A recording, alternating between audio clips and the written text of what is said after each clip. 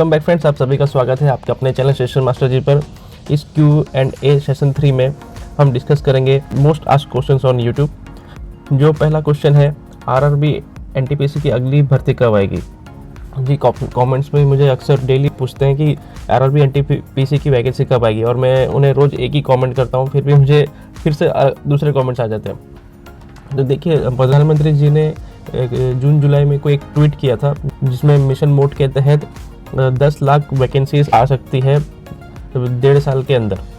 तो मेरा अनुमान है 2023-24 तक वैकेंसी आनी चाहिए और दूसरे गवर्नमेंट सेक्टर में भी वैकेंसी आएगी। सो आई होप ये वैकेंसी आए ताकि सबको मौका मिले। अगला क्वेश्चन है, सीनियर सीसीटीसी की स्टार्टिंग सैलरी कितनी होती है। देखिए, जो डीए 38% बढ़ गया है, इससे काफ़ी फ़ायदा हुआ है सेंट्रल गवर्नमेंट एम्प्लॉयज़ को। सीनियर सीसीटीसी है, इनका जो लेवल 5 का पोस्ट है, ये 29,200 इनका बेसिक है और प्लस 38% डीए, एचआरए और transport allowance plus night allowance सब मिला के अगर ये एस क्लास सिटी में इनका अगर पोस्टिंग है तो ऑलमोस्ट 52,000 हो जाएगा। तो 50 से 52,000 सैलरी इनकी बनेगी। अगला है, स्टेशन मास्टर और स्टेशन मैनेजर क्या अंतर होता है। देखिए, जैसे आप लोग को मालूम होगा, अभी गुड्स यार्ड का नाम बदल के ट्रेन मैनेजर कर दिया है। उसी तरीके से स्टेशन मास्टर जो है पुराना नाम है और स्टेशन मैनेजर है वो नया नाम है। तो जो स्टेशन मास्टर जो नियुक्त होता है और ट्रेनिंग के बाद उसे डेप्यूटी स्टेशन मैनेजर उसकी एज ए पोस्टिंग होती है। फिर वो डिफरेंट भूमिकाएं में जाता है, जैसे कि deputy station manager main line में भी काम करता है। फिर अगर कैबिन में गया तो पैनल ऑपरेटर या फिर कैबिन इंचार्ज, और फिर साइट एसएम, अगर हेडक्वार्टर में पोस्टिंग है तो मूवमेंट इंस्पेक्टर। फिर ये स्टेशन मास्टर से ही फिर बाद में टीआई में भी जा सकते हैं। तो इनमें स्टेशन मास्टर और स्टेशन मैनेजर में कोई अंतर नहीं है, और किसी जगह पे ये स्टेशन सुपरिटेंडेंट भी कहा जाता है। तो ये सब सेम ही है, कोई इनमें फ़र्क नहीं है इनके कार में। अगला क्वेश्चन है, क्या station master waiting list ticket clear करवा सकता है क्या। किसी को ऐसा लगता है कि स्टेशन मास्टर के पास इतना पावर होता है कि वो किसी की वेटिंग लिस्ट क्लियर करवा सकता है, तो ये बिल्कुल गलत है। किसी की क्या वो खुद की भी वेटिंग टिकट क्लियर नहीं करवा सकता है, क्योंकि ये ऐसा सच कोई पावर स्टेशन मास्टर को या किसी क्लास 3 एम्प्लॉय को नहीं रहता है। और जब हमारा खुद का वेटिंग टिकट लिस्ट क्लियर नहीं होता है और हमें जाना ही होता है, तो हमें इमरजेंसी कोटा अप्लाई करते हैं। तो उसका प्रोसेस लेंदी प्रोसेस होता है। एक फॉर्म फिलअप करो, फिर हेडक्वार्टर जाओ, किसी बड़े साहब का साइन लो, फिर वो फॉर्म को कहीं सबमिट करो, तब जाके उसका अगले दिन होने के चांसेस रहते हैं कि वो कंफर्म हो जाए। जितना बड़ा ऑफिसर रहेगा उतना ज़्यादा चांसेस रहेंगे टिकट कंफर्म होने के। लेकिन हम लोग कभी कभी क्या करते हैं, हेडक्वार्टर में हमारा कोई दोस्त रहता है, पहचान वाला रहता है, हम उनको अपना PNR नंबर दे देते हैं, तो वो वहाँ से करा देता है।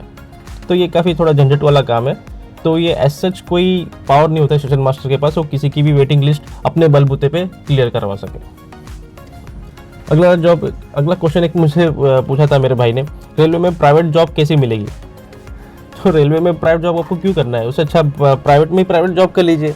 रेलवे में प्राइवेट जॉब अभी जैसे कि हाउस कीपिंग स्टाफ है, अनाउंसर है, इंडिकेटर ऑपरेटर है और वेटिंग रूम अटेंडेंट है, ऐसे जो पोस्ट है पहले रेलवे में हुआ करती थी, लेकिन आजकल ये कॉन्ट्रैक्ट बेसिस पे चला गया है। तो ये है प्राइवेट जॉब। अगर आपको इन चीज़ों में इंटरेस्ट है तो मुझे डाउट है आप मेरे चैनल पे क्यों देख रहे हैं। और जो बाकी जितने भी पॉपुलर कैडर पोस्ट है वो अभी भी रेलवे ही लेता है, जैसे एनटीपीसी के सारे पोस्ट है, ALP हो गया, जूनियर इंजीनियर हो गया। फिर अगला क्वेश्चन जो पूछते हैं, क्या छुट्टी आसानी से मिल जाती है क्या रेलवे में। देखिए, मैं कमेंट्स में अक्सर ये बताता हूँ कि हमेशा ये कोशिश करिए, या फिर आपके लिए अच्छा होगा कि आपको बड़े स्टेशन में पोस्टिंग मिले। क्यों, बड़े स्टेशन में काम ज़्यादा होता है और आदमी भी ज़्यादा होते हैं। इस कारण आपको जब भी आप अप्लाई करोगे छुट्टी, आपको चांसेस है कि हमेशा आपको छुट्टी मिल जाएगी। मैं जहाँ काम करता हूँ मेरा बड़ा स्टेशन है, तो 99% मेरा छुट्टी सैंक्शन हो ही जाता है। तो ऐसा कभी नहीं होता। और मेरे दूसरे भी जो साथ में कलीग काम करते हैं उनको भी छुट्टी मिल जाती है, क्योंकि आदमी हमेशा स्ट्रेंथ अच्छा बना रहता है। बड़े स्टेशन में ज़्यादा काम रहता है, इसलिए हमेशा ज़्यादा आदमी की जरूरत रहती है। वही बात छोटे स्टेशन की, जहाँ पे 3 शिफ्ट में काम होता है, 3 आदमी रहेगा और 1 इंचार्ज रहेगा। या फिर ऐसा भी होता है जो इंचार्ज रहेगा वो मॉर्निंग शिफ्ट करेगा खाली, और बाकी के 2 आदमी हैं बाकी के 2 आदमी हैं इवनिंग एंड नाइट करेंगे। तो इसमें क्या होगा, अगर कोई एक बंदा छुट्टी पे गया तो बाकी दोनों के 12 घंटे चालू, जिन 2 जन का 12 घंटा चालू है उनको अगर इमरजेंसी हुआ तो उनकी छुट्टी मिलेगा नहीं, चाहे कुछ भी हो जाए।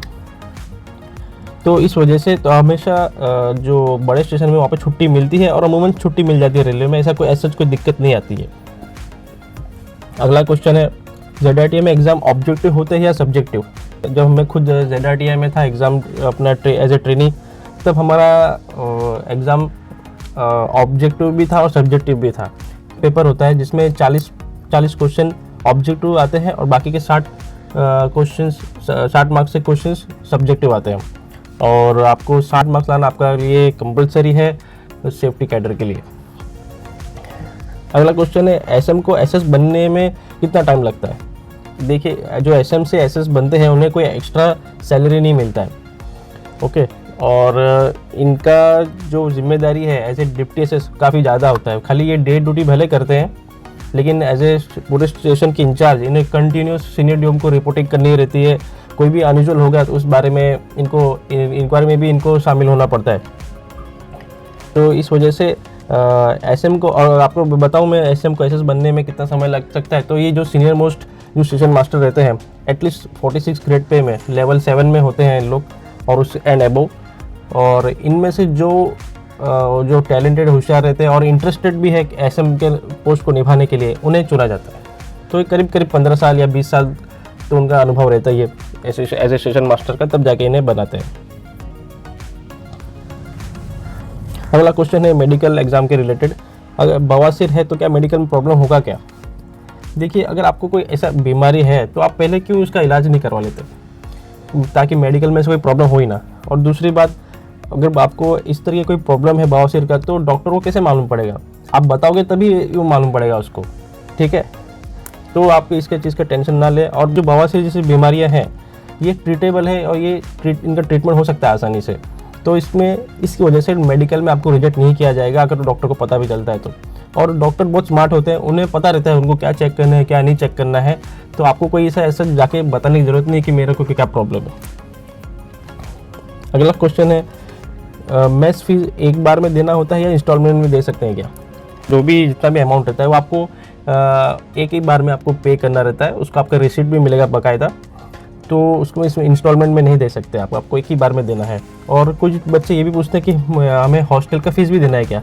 जी बिल्कुल नहीं, खाली आपको एक ही फ़ीस देना है, वो है मेस फ़ी।